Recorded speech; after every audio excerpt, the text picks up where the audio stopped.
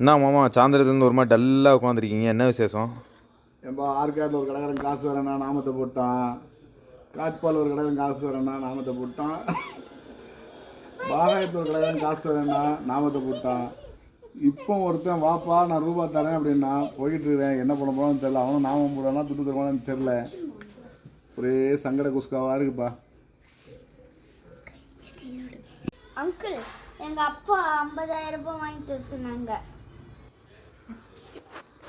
பயப்புள்ள நம்மளை இதுவும் நாமம் போலான்னு எங்கள் அப்பா கிட்ட வச்சு 50,000 வாங்கிட்டு போய் ஐடியா போடுது.